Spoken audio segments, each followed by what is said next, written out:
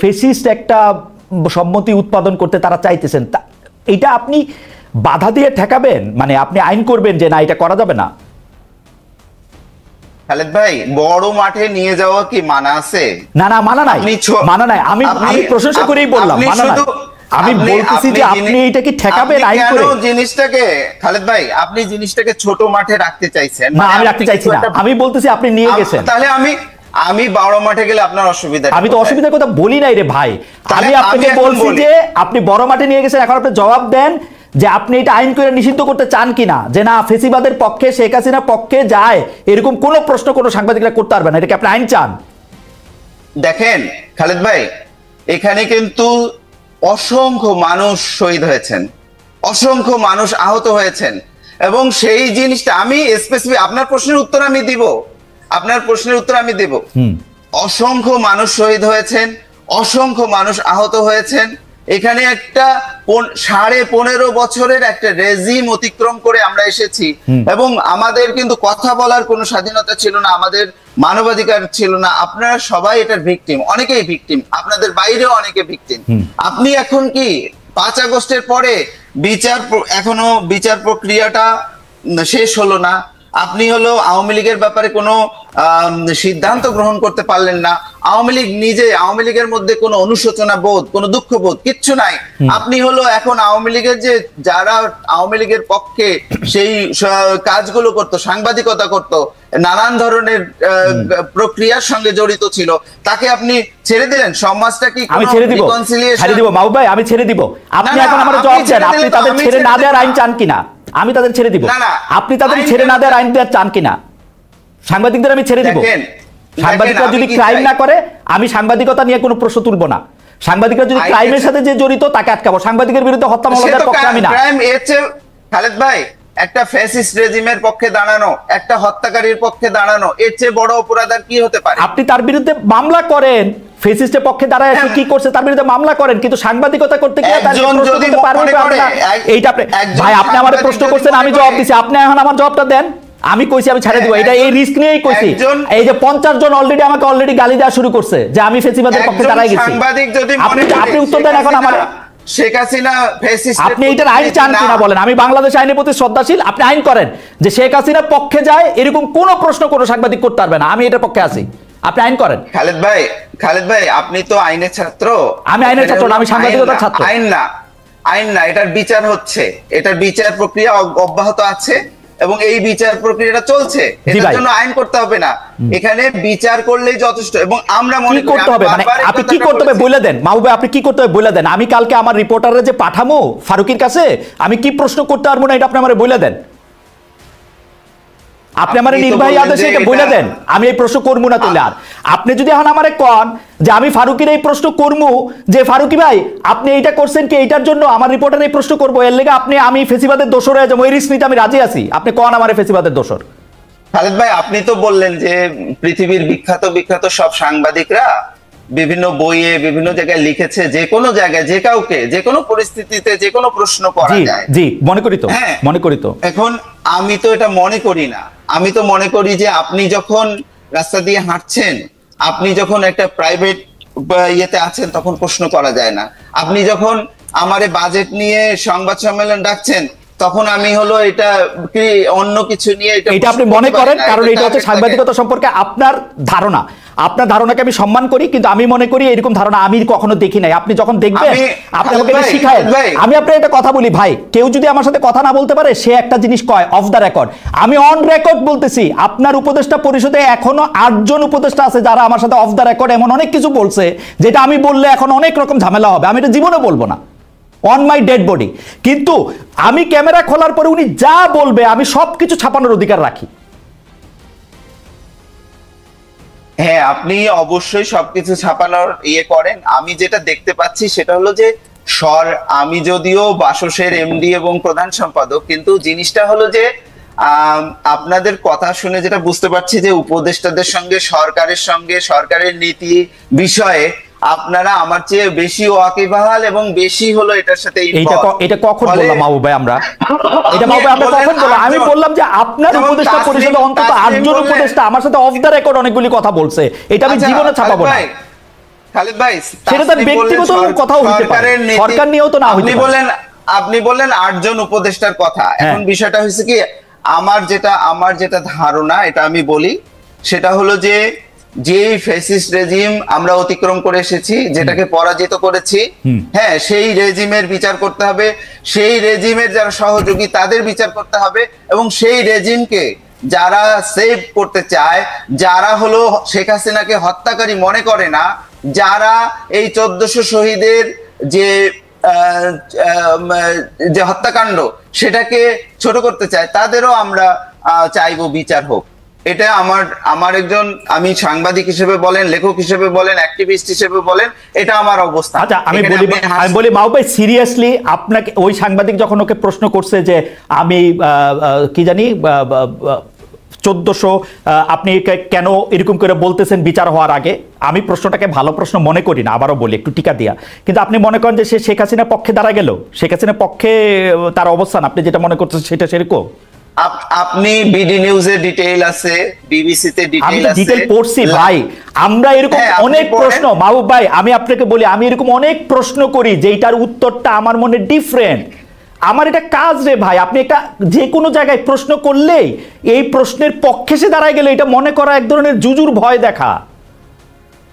না খালেদ ভাই, আপনি জিনিসটা হয়েছে কি, আপনি হয়তো বাংলাদেশের সংবাদ মাধ্যম বিষয়ে আমার চেয়ে অনেক বেশি জানেন, এবং আপনি ভালো করেই জানেন যে বাংলাদেশের সংবাদ মাধ্যমগুলোতে শীর্ষ 1-2টা পদে কিছু পরিবর্তন হয়েছে, খুবই না, পুরা শীর্ষ পদে একটা শীর্ষ পদেও একটা সাবেক লোক আর নাই, যে আছে সে পুতুল, যে 2-1টা জায়গা আছে সে পুতুল, সবগুলি পদে এখন আওয়ামী লীগের যারা সর্বোচ্চ পেয়েও পাওয়া ছিল তাদের কেউ নাই এখন, সত্যি নাই, আমি দায়িত্ব নিয়ে করছি, কেউ নাই। আমি কাউকে পুতুল বলায় খুবই সমর্থন করি না, কিন্তু আমি একটা কথা বলি যে ব্যবস্থাটা ছিল, যেভাবে এই সিনিয়র লেভেল, মিড লেভেল এর সাংবাদিকরা যেভাবে আওয়ামী লীগের তোষামোদ করতেন, সেই তোষামোদি ব্যবস্থা টিকে আছে, কাউকেই কোনো প্রশ্নের সম্মুখীন হয়নি। এমনকি যখন শেখ হাসিনা গণহত্যা চালাচ্ছিল, তখন যারা গণভবনে উপস্থিত হয়ে সেই গণহত্যার সমর্থন দিয়েছে, তাদের কাউকেও কোনো আইনগত বা সামাজিক ভাবে কোনো প্রশ্নের সম্মুখীন হতে হয়নি। আমার কাছে মনে হয় যে এটা একটা বড় কাজ। মাহবুব ভাই, আপনি এটা কি বললেন? ওদের মধ্যে থেকে 2 জন তো জেলে এখনো, শাকিল রূপা, তারপরে হচ্ছে মোজাম্মেল বাবু জেলে, নঈম নিজাম পলাতক, ফরিদা আক্তার পলাতক, কই আছে আমরা জানি না। আপনি গাজী টিভিতে কে আছে, ওই টিভিতে কে আছে, পত্রিকায় কে আছে, আমরা তো কাউরে দেখি না। এখন প্রথম আলো ডেইলি স্টারের সম্পাদক যে যার জায়গা মতো আছে, এছাড়া সমকালে এখন কে আছে? সমকালের আগের সম্পাদক কি এখন আছে? যুগান্তরে আছে আগের সম্পাদক? আমার দেশে আছে? আপনি কোন উদাহরণ দিচ্ছেন আমি বুঝতেছি না মাহবুব মোর্শেদ ভাই। আমি জাস্ট আপনি আমি একটু আপনার কাছে একটু অন্য জায়গায় যাই। আমার কাছে মনে হয় যে আপনি তাসনিম খলিলের কথা একটু রাইগা আছেন, আপনি একটু রাগটা সামলান। আমারে মানুষ প্রশ্ন করতেছে, এটা অ্যানালজি টেনেছেন, তিনি সরকারের অবস্থানটা ব্যক্ত করে আমাকে হলো সরকারের, কারণ আপনি পক্ষে না এটা তিনি অবৈধ, এটা তিনি করতে পারেন না। আচ্ছা, এটা আপনি আমার মনে যে মাহবুবের কথা বলছে, আমি একটা প্রশ্ন জবাব দিয়ে নি। তাসিফ আমার একটা প্রশ্ন করছে, সেই প্রশ্নটা আমি আপনাকে করতে চাই। আমরা যে এইখানে এত বড় বড় গলায় কথা কইতেছি, আপনি এখন সুইডেনে আছেন, আমি কয়দিন আগে পর্যন্ত জার্মানিতে ছিলাম। জার্মানির ডয়েচে ওয়েলের ওয়েবসাইটে এখনো মনে হয় আমার রিলেটেড রিপোর্ট বা আমার রিলেটেড কথাই সবচেয়ে বেশি।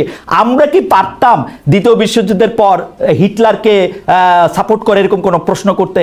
আমরা কি পারতাম ফ্যাসিজমের পক্ষে হয়ে একটা কথা বলতে? আমরা কি পারতাম ডয়েচে ওয়েলেতে থাকতে সময় আমি কি হিটলার নামটা উচ্চারণ পর্যন্ত করতে পারতাম?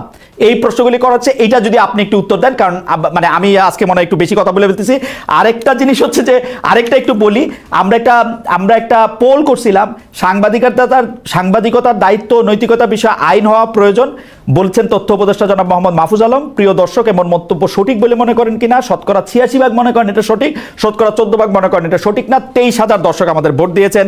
জনাব তাসনিম খলিল, আমরা এত কথা বলছি, বাংলাদেশের ক্ষেত্রে আমরা যেরকম স্বাধীনতা চাই, যে হ্যাঁ যে কোনো প্রশ্ন চাই, আমরা আসলে জার্মানিতে, ইউরোপে, সুইডেনে এটা করতে পারতাম কিনা? জনাব তাসনিম খলিল। প্রথম কথা হলো যে যারা এই ধরনের কুতর্ক করে হ্যাঁ, তারা পুরা জিনিসটা না বুঝে না জেনে করে। এক হলো গিয়ে যে দ্বিতীয় বিশ্বযুদ্ধ শেষ হয়েছে সম্ভবত 1945-এ, আর আজকে হলো গিয়া 2025। কতগুলো বছর আপনি হিসাব করেন, এবং যারা এই ধরনের মানে কুযুক্তিটা দিচ্ছে তারা কত শো বছর আগে আটকায় আছে, মানে কোনো পরিবর্তন নাই, মানে তাদের দুনিয়ায় সাংবাদিকতার নীতি, গণতন্ত্রের নীতি, এগুলোর কোনো পরিবর্তন হয়নি, ঠিক আগে যা ছিল। না কিন্তু তাসিফ একটু ছোট্ট করে যদি আপনার অনুমতি নিয়ে আমাকে আমি শেষ করতে দেই। আপনি কিন্তু বিশেষ করে আপনার ইউরোপে জেনোসাইড ডিনায়াল মানে হলোকস্ট ডিনায়ালের উপর ল আছে, যেটা আবার আপনার সুইডেনে কিন্তু এটা অ্যাপ্লিকেবল না। এবং আমি আপনাদের সাথে তো ডয়েচে ওয়েলে ইনভেস্টিগেটিভ ইউনিটের সাথে তো আমাদের দুইটা হলো, এবং হ্যাঁ একাধিক, এবং সেখানে কিন্তু আমি দেখছি যে হ্যাঁ জার্মানিতে আপনাদের আইনগুলা সুইডেন থেকে বেশি করা, এবং আমাদের অনেক সময় এইভাবে, যেমন এই যে বিগিতা নাওমি এদের সাথে যখন কাজ করছি, আরাফাতের সাথে কাজ করছি, তো আপনার সহযোগীরা জার্মান সহকর্মীরা বলছে যে এটা তো আমরা এইভাবে বলতে পারবো। হ্যাঁ, আমি বলছি যে এটা আমি বলতে পারবো, কারণ আমার সুইডিশ আইনে এটাতে কোনো বাধা নেই। হ্যাঁ, কেন ভাই? মানে হোয়াট মেক্স দ্যাম থিঙ্ক, বাংলাদেশে যারা আপনাকে এই প্রশ্নটা করছে তাদেরকে একটু জিজ্ঞেস করে দেখেন তো যে জার্মান আইনটা কেন ভালো, সুইডিশ আইনটা কেন ভালো না? ওকে, আমি প্রশ্নটার মধ্যে একটু লেজ লাগাই যে ধরেন জার্মান আর সুইডিশ আইনটা আসলে আপনি যেটা বলছেন যে এটার মধ্যে একটু কমপ্লেক্সিটি আছে। আমি 5.5 বছর ওইখানে কাজ করেও অনেক কিছু ভালো করে বুঝছি, অনেক কিছু ভালো করে বুঝি নাই। আপনি নিশ্চয়ই আরো এটা বুঝবেন। আমি এখন যে দেশে আছি সেই দেশটা কথা বলি। ডোনাল্ড ট্রাম্প থেকে শুরু করে মার্কিন কোনো প্রেসিডেন্ট কিন্তু তার পছন্দের প্রশ্নকর্তার বাইরে কোনো প্রশ্নকর্তাকে হোয়াইট হাউসের ওই গার্ডেনে আমন্ত্রণই জানান না। কখনো যদি ভুলে ভালে আমন্ত্রণ জানান, আপনি জানেন আমি কার কথা বলতেছি, 2018 সালে উনি কিন্তু তাকে বাইর করে দিয়েছেন। সিএনএন তার পাশে দাঁড়াইছে, অনেক কষ্ট করে তার প্রশ্ন করার অধিকার তার ফেরত আনতে হয়েছে। তো এটা তো মোরলেস তাই চলে। বাংলাদেশেই বা কেন চলবে না? মোস্তফা সরোয়ার ফারুকী ভালো মানুষ সহ্য করছেন, কিন্তু মাহবুব মোর্শেদ কেন সহ্য করবেন? মানে উনি এই প্রশ্ন কেন তার সহ্য করতে হবে যেখানে রক্তের দাগ এখনো শুকায় নাই?